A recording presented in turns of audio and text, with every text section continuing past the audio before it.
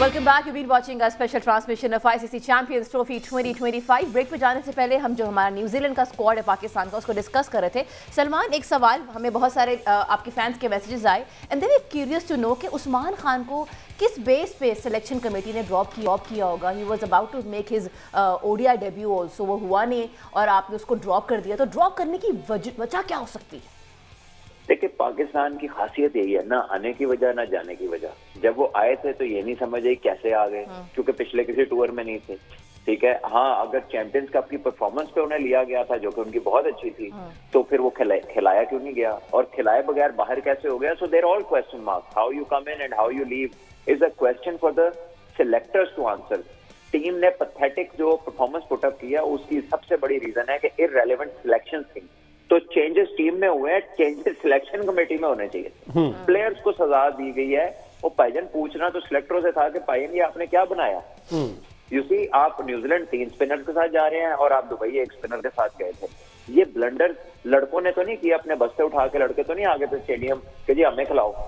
इन्होंने रखे हैं तो वो आगे खेले हैं ना. तो ये रेलेवेंट जो है ना चेंजेस करने चाहिए. रेलेवेंट जो है लोग उनसे सवाल करने चाहिए. वो प्लेयर को क्या है, आप जिसका नाम अनाउंस कर देंगे वो आ जाएगा. उससे थोड़ी मना करना है कि जी मेरा नाम पाकिस्तान में आ गया तो मैं नहीं खेलता. अच्छा सलमान भाई, रेलेवेंसी की बात हो रही है तो ये भी बहुत सारे लोग सवाल कर रहे हैं कि सिर्फ 6 T20 मैचेस खेले हुए सलमान अली आगा, उनको पाकिस्तान क्रिकेट टीम का कप्तान बना दिया गया. तो ये जो कप्तान का लेबल है, जो कप्तान का टैग है, कप्तान बनना क्या इतना ही आसान है पाकिस्तान क्रिकेट को रिप्रेजेंट करना? देखिए, मैं फिर अगेन सलमान अली आगा की बहुत अच्छी परफॉर्मेंसेज है टेस्ट में, वनडे में. बात फिर रेलेवेंस की आती है कि जहां वो एप्लीकेबल है वहां पर आपने उसको रखा हुआ है एज वाइस कैप्टन. वहां पे अच्छा, रिजवान ने जो काम खराब किया वो वनडे में किया और आपने रिजवान को हटाया कहां से? T20 से. सो रेलेवेंस की बात आएगी. आप जिधर भी देखेंगे ना आपको मिस फायर लगेगा. वो मतलब पता नहीं, ऐसे लगता है जैसे कोई स्क्विंट आई वाला निशाने ले रहा है. So I don't know what to say. लेकिन जिधर जो काम रिक्वायर्ड होता है वहां नहीं होता, दूसरी जगह वो काम हो रहा होता है. लेकिन हैरानकुन तौर पर जब यही लोग सारे बाहर टीवी पे बैठे होते हैं या कहीं और बैठे होते हैं, ये बड़ी अच्छी बातें कर रहे होते हैं, ये बड़े अच्छे सजेशंस दे रहे होते हैं, लेकिन जब टीम में आते हैं, लाइक उस पोस्ट पे आते हैं, तो आखिर इनको क्या हो जाता है? अब कोई छोटे मोटे नाम नहीं है जो मैनेजमेंट में बैठे हुए जो ये सारे फैसले ले रहे हैं. इसके बावजूद जी कि ये कुछ लोग जो अब अंदर आए हुए हैं ना, ये बाहर बैठे हुए भी जो है ना गोल मॉल इधर उधर की मारते. अच्छा, ठीक है, हाँ, इनको किधर देखा आपने बड़ी अच्छी मशवरे देते हुए, बड़ी अच्छी बातें करते हुए, और इनके पीछे जो वर्क इन्होंने किया है यहाँ वहां दाएं बाएं, वहां पर कितनी अच्छी पॉलिसी मेकिंग थी, कितने प्लेयर्स उस सिस्टम ने ब्रीड किए. ठीक है ना, जब आप किसी को डेवलपमेंट में या बड़े ओहदों पे लाते हैं और उनसे डिसीजन मेकिंग कराते हैं तो पहले ये तो देख लें कि जहां ये बंदा डिसीजन मेकिंग करता रहा है वहां के हालात क्या है और जो चीजें इसके डायरेक्टली अंडर थी वहां पर कितनी इसने इंप्रूवमेंट की, वहां पर कितने लोग को इसने नेक्स्ट लेवल तक पहुंचाया. तो हमारे यहाँ तो जिसको मर्जी जो मर्जी लगा दें, ना कोई उसका क्राइटेरिया, ना कोई सीन है, ना कोई चक्कर है. अंदर आके लोग फोर्स कर रहे होते हैं. तो अब हम क्या कह सकते हैं इस पे? अच्छा सलमान भाई, आपने पॉलिसी मेकिंग की बात की कि ये बाहर बैठे भी इस तरह की कोई अच्छी इनकी वो नहीं थी, तो ऑन व्हाट बेसिस, क्या क्राइटेरिया क्या है पीसीबी में to get hire on that post, कोई भी पोस्ट हो? आपको पता चल जाए तो मुझे भी बता दीजिए. अजलान भाई से जान लेते हैं, ये भी मैनेजमेंट का हिस्सा रह चुके हैं डिफरेंट फ्रेंचाइजीज के साथ में. दिगर पीसीबी में काफी आता है. 4 इंटरव्यू दिए थे मैंने. 4 इंटरव्यू दिए थे. 5 माह का ओवरऑल प्रोसेस था. अच्छा, तो नहीं, मैं बहुत जूनियर पोजीशन के लिए हायर. जूनियर पोजीशन के लिए अगर आपने 4 इंटरव्यू दिए, 5वें पे जाके ये सारा कुछ हुआ है, तो ये जो इस लेवल पे वैसे क्या लगता है कौन ऐसी सिलेक्शन करता है ये सारी चीजें? इट्स टू अबव माय पे ग्रेड टू आंसर दैट.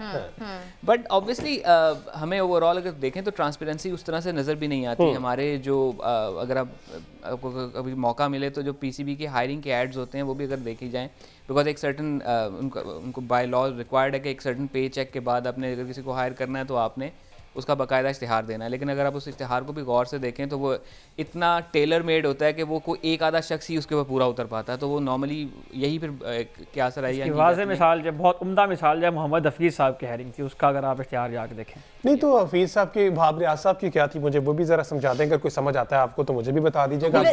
बड़ा टेलर मेड होता है कि उससे देख के लगता है कि किसी एक शख्स ही इस पे पूरा उतर सकता है, तो ऑब्वियसली वही उस पर हायर हो सकेगा. तो इस किस्म की चीजें तो हैं. अच्छा, भाब रियाज साहब के लिए तो एक प्रॉपर एक वो पोस्ट क्रिएट की गई थी. कौन सी पोस्ट थी वैसे जिनके लिए वो अमेरिका भी गए थे? नहीं वो तो मैनेजर थे, काफी सारी पोस्टें आ गई थी। Senior team manager, senior team manager, जो मेरा ख्याल एक जब से क्रिकेट की इजाद हुई है, अब इनकी आने तक मेरा ख्याल ऐसी पोस्ट पहले नहीं थी पाकिस्तान क्रिकेट में, ये इनके लिए बनाई गई। चलें कोई बात नहीं, लगिया ने मौजूद लाई रखी। और अब चैंपियंस कप के डायरेक्टर हैं वो, तमाम मेंटोर्स के डायरेक्टर। हाँ, अब डायरेक्टर भी हैं। मेंटोर्स के डायरेक्टर है, लाइक उनके अंडर कौन कौन आता है? अहमद सईद साहब, मोहम्मद हफीज, उनके अंडर वकार यूनुस मोहम्मद हफीज, शोएब मलिक। गजब खुदा का, आप देखें कि यहाँ पे हो क्या रहा है। और मतलब आप क्राइटेरिया की बात करें, भट्ट साहब ने इसको वन लाइन के अंदर बहुत अच्छा समाप्त कर दिया। आपको समझ में आया तो हमें बता दीजिएगा। अच्छा, एक और मैं सवाल हम इमेजिन हम बात कर रहे हैं पाकिस्तान क्रिकेट टीम की, जिन्होंने हमें लेजेंड्स दी हैं, starting from the great Imran Khan, फिर Waqar Younis, Javed Miandad, if I am missing out names you guys can also mention. अब क्या हो गया है? अब वो ठीक क्यों नहीं हो रहा? ये इनकलाब कैसे आएगा? पता नहीं कौन लाएगा, ये समझ से बाहर है। देखिए, पाकिस्तान में जो भी टैलेंट प्रोड्यूस हुआ ना, वो सारा नेचुरल टैलेंट था। वसीम अकरम पाकिस्तान क्रिकेट के सिस्टम से नहीं बना था। वसीम अकरम एक बॉलिंग कैंप के अंदर बॉलिंग करवा रहे थे, वो इमरान खान ने उनको आई पिक किया था और फिर इमरान खान ने उनको फर्स्ट क्लास क्रिकेट खिलाई थी। ये बात है, जावेद मियांदाद। लेकिन बहरहाल जो भी पाकिस्तान में टैलेंट आया है ना अब तक, वो सारा नेचुरल टैलेंट था। मतलब ऐसा बहुत ही कम प्लेयर आपको मिलेगा पाकिस्तान में कि जो ये कहेंगे पाकिस्तान के पाथवे से खेलता खेलता को प्लेयर जो प्लेयर बन गया, ऐसा तो बहुत ही रेयर है पाकिस्तान में। अच्छा, even Waqar was not part of the team उस मैच में, जिस मैच के बाद उनकी सिलेक्शन हुई थी। उस मैच का हिस्सा वकार नहीं थे। एक senior fast bowler pulled out के विकेट को देख के कि मैं ये मैच नहीं खेल सकता, वकार लास्ट मोमेंट में प्लेइंग 11 में आए थे और उस मैच की परफॉर्मेंस की बुनियाद पर उनको शारजा लेके जाया गया था वनडे डेब्यू के लिए। तो हमारे यहाँ हादसाती हुई हैं, आउट ऑफ सिस्टम लोग आए हैं। सिस्टम के थ्रू बहुत रेयर केसेस हैं, और जो सिस्टम के थ्रू आए भी हैं और बहुत ज़्यादा रन्स करके हैं, वो इतने को कामयाब भी नहीं। अच्छा, एक और चीज़ भी है, मोहम्मद हफीज़ की अगर हम बात करें, टेलीविजन पे बैठ के इतनी एक्यूरेट बात करते हैं, ऐसा लगता है कि सब कुछ इन्हीं को पता है। लेकिन जब वो ओहदे पे आते हैं या आए थे, तो तब आपको समझ में नहीं आता कि ये कौन सा इंसान है। यार वहाँ पे भी कोई मेरा ख्याल लान भी कोई प्रेशर होता है, अगर किसी भी ओहदे पे होते हैं, पीसीबी के अंदर रहते हुए आप खुलकर वो फैसले नहीं कर पाते। At the end higher authority तो चेयरमैन साहब ही है ना, उन्होंने एक फ्री हैंड दिया हुआ है, इसके बावजूद उसको कैपिटलाइज नहीं कर पाते। इसमें दो चीज़ें हैं ना, एक तो हफीज़ भाई को टाइम बहुत कम मिला इन हिज डिफेंस के, सिर्फ दो माह का वक्त था जिसमें सिर्फ 1 या 2 टूर हुए थे। सो उस बुनियाद पे कोई हमारे पास सैंपल साइज बहुत थोड़ा है कि जिसकी बुनियाद पे हम कह सकें कि क्या हुआ क्या नहीं। हाँ, ये चीज़ ज़रूर है कि उनके टाइम पे हमने ये चीज़ ज़रूर देखी थी कि कुछ तब्दीलियाँ होना शुरू हुई थी, कैप्टन तब्दील हुए, थोड़ी सी अप्रोच में तब्दीली लाने की कोशिश की उन्होंने। बट होता यही रहा है, जो मैंने भी ऑब्जर्व किया ओवर द ईयर्स, के जब तक किसी कोच या इस किस्म के ओहदे के पीछे बोर्ड खड़ा होता है तो खिलाड़ी भी सुन रहे होते हैं, चीज़ें इंप्लीमेंट भी हो रही होती हैं। हमें सॉरी प्री 2018 का मिकी आर्थर और पोस्ट 2018 का मिकी आर्थर बहुत फ़र्क है। 2018 के बाद नज़र आने लग गया था कि अब बोर्ड का हाथ आहिस्ता आहिस्ता मिकी आर्थर के ऊपर से उठ रहा है, तो हमें चीज़ें क्रैक होती नज़र आने लगी। देन ऑब्वियसली एक बहुत बड़ा रोल था स्टीव रिक्सन का, चूँकि वो उनके साथ काम कर रहे थे, तो स्टीव रिक्सन के साथ जितना सा मिकी आर्थर ने काम किया, टीम बहुत अच्छा परफॉर्म कर रही थी। मिकी आर्थर की एज ए कोच परफॉर्मेंस बहुत अच्छी थी। मिकी आर्थर ने के स्टीव रिक्सन के जाने के बाद जब उनकी टीम में तब्दीलियाँ आई, देन ऑब्वियसली बोर्ड की ऐसा नज़र आ रहा था कि अब शायद बोर्ड तब्दीली की तरफ जा रहा है, तो हाथ उठना शुरू हुआ, तो वो ऑब्वियसली नज़र आना शुरू हुआ कि उनके प्लान उस तरह से इंप्लीमेंट नहीं हो रहे थे।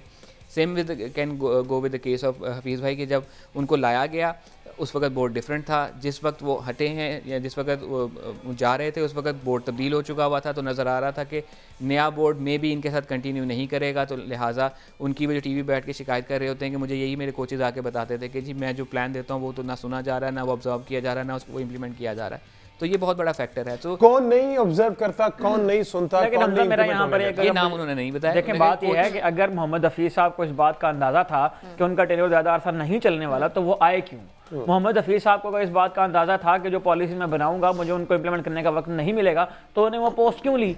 फिर दूसरी बात यह है कि मोहम्मद हफीज़ साहब जब आए थे टीम के अंदर, तो उन्होंने जो तब्दीलियां की ना, उनके नताइज बहुत ज़्यादा दूर रस्म मुरतब हुए पाकिस्तानी क्रिकेट टीम के ऊपर। तो यस, उनका टाइम बहुत कम था, लेकिन अगर उनको इस बात का अंदाज़ा था कि उनके पास इतना टाइम नहीं है और मैनेजमेंट बदलने के साथ ही मैनेजमेंट जो है वो पाकिस्तान में अक्सर ऐसा होता है, तो फिर आप क्यों इस तरह की चीज़ें जो है वो कबूल कर लेते हैं जो टेम्प्रेरी होती हैं। और जब आप टेम्प्रेरी चीज़ें कबूल करते हैं तो फिर उसके नताइज भी आपको जो है वो यकीनन अपने उसके ऊपर जो है वो लेने पड़ेंगे, जो उसकी वजह से नताइज उसके पैदा। आई थिंक दो तरह के लोग होते हैं, एक जो सोचते हैं कि टेम्प्रेरी सही पर कर लेते हैं, और एक वो होते हैं जो अपने टर्म्स के हिसाब से चलते हैं। सो ये दो चीज़ें तो बड़ी क्लियर है ना हमारे सामने। बहरहाल जो सर्जरी का इंतजार किया जा रहा था, नकवी साहब से ये रिक्वेस्ट है कि आप वो सर्जरी कर दें, टीम में सर्जरी नहीं करें, जो पीछे इनको लाने वाले बनाने वाले सारी सूरत हाल देखने वाले उनमें खुदारा कुछ सर्जरी करें, ताकि पाकिस्तान को उससे फायदा हो, पाकिस्तान क्रिकेट की बेहतरी हो। क्योंकि अब जिस नहज पे पाकिस्तान क्रिकेट टीम पहुंच चुकी है, इसके बाद जो हमारा हाल है वो खुदा न खासा जिम्बाब्वे और जो वेस्ट इंडीज ने पीक देखने के बाद वापस डिक्लाइन का सफर शुरू किया है, खुदा न खासा पाकिस्तान क्रिकेट टीम भी जो है वो उस सफर पर गामजन है। तो नकवी साहब ये सारी अथॉरिटी आपके हाथ में, कीनली इसको वॉच करके